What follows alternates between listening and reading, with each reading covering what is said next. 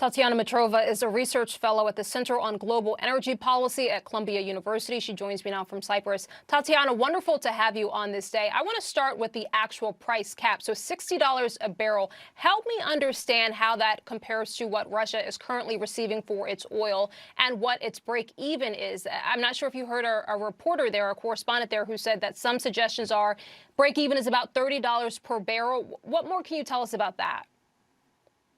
Yeah, I would agree. It's about $30 to $35 per barrel, and it was tested during COVID in April 2020. So this is indeed the break even, and $60 per barrel is pretty comfortable. Actually, it's the price Russian oil companies were dreaming about in 2016 and 2018 when the prices were at 45.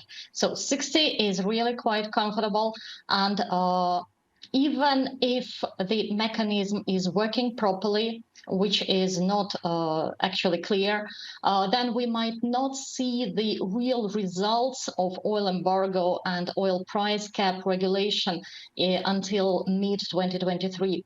The Russian oil companies will definitely try to adapt to use all the bypassing routes to develop this shadow fleet to create Russia's own shipping insurance company. So they will look for all the ways how to bypass this regulation. And I would say Russian economy anyway would not collapse in half a year due to the lack of oil revenues. It is still quite resilient, and financial resources accumulated in the National Welfare Fund during the previous years are definitely sufficient to cover the budget deficit at least for 1 year or so. So, Tatiana, so you're saying that these threats from Russia to slash exports, to slash production, you believe that Russia certainly has the economic might to do it because they have the reserves, you say, of about a year and a half?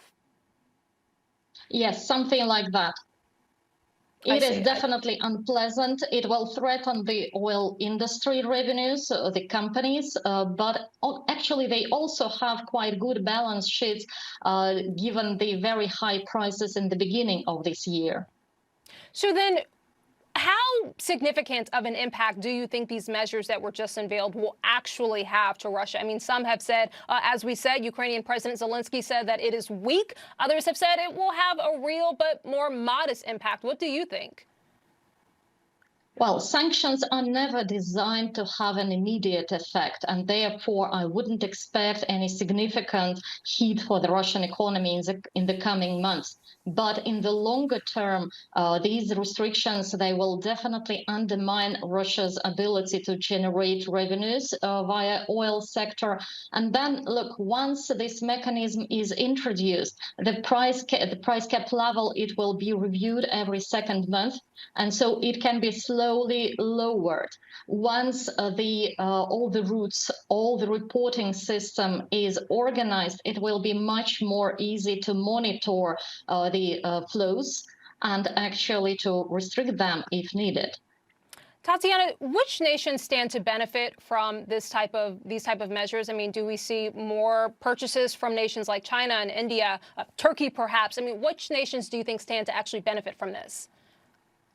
Yeah, you've named them, China, India, definitely. But we can see also that their appetite for Russian oil, which was booming in the spring and summer, has reached a sort of plateau. So China has its own understanding of energy security, and they do not want to increase their reliance on Russian oil. India has some technical constraints on its refineries, and therefore Russian sorts of oil are not always appropriate. Turkey is definitely benefiting and increasing Russian oil supplies, but again, its capacities are limited. So I would say that Asian, or better to say non-OECD market, it's not unlimited. Actually, the Middle Eastern producers, the OPEC countries, are also benefiting from this whole situation because now they can conquer European market, which is getting rid of our Russian oil. Tatiana Mitrova, it's been wonderful to have you. I mean, I still feel like there are so many questions and really just a lot to watch and see how this all plays out. Tatiana Mitrova, great to have you. Thank you.